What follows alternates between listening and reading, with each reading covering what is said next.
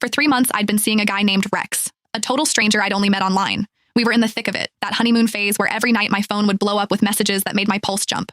Miss you, sweetheart. Dreamt of you again last night. You were all over me begging for it. I was about to suggest we finally meet. But then he sent me a picture, a casual shot of his desk, and I saw something familiar, the crest of the Falcone crime family. And I work for a company owned by the Falcones. For 3 months, I'd been sexting a dangerous man, a made man in the mafia, who could be right under my nose.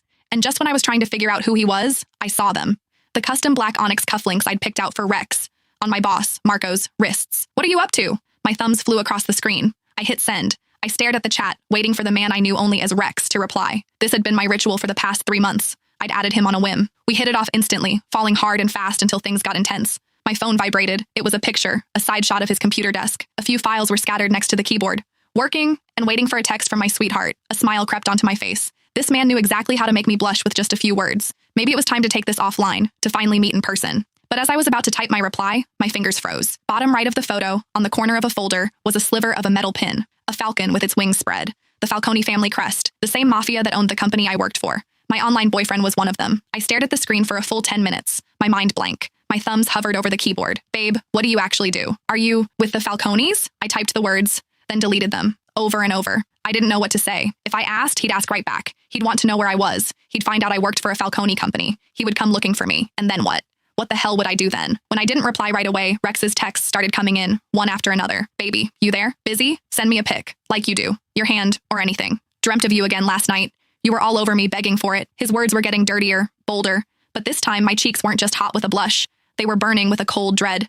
For 3 months, I thought I was talking to some normal businessman, a guy who was exciting and new, but safe. I might work for the mob, but I never, ever wanted to be with a mobster. That was a death wish. And to think I'd been trading my deepest fantasies and whispering my secrets to a made man. My phone buzzed again, a voice call. I couldn't answer. He'd hear the panic in my voice. I fumbled with the screen, declining the call. Then I quickly typed out a lie.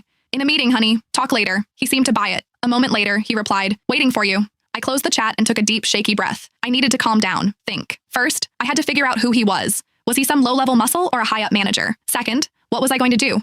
Risk it and keep this going or run for the hills? I opened our chat history, scrolling through our old messages, searching for clues.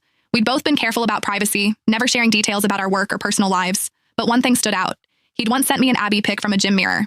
His stomach was perfectly defined, and just below his left ribs, there was a black tattoo. It looked like some ancient cryptic symbol, all sharp lines and mystery. It was the only identifying feature I had. The problem was, I couldn't exactly start ripping open shirts at headquarters to play a game of Find the Tattoo. Back at my desk, I scanned the office. Men in expensive suits with stone-cold faces prowled the halls. Any one of them could be Rex. My only saving grace was that I'd never sent him a picture of my face. He couldn't recognize me.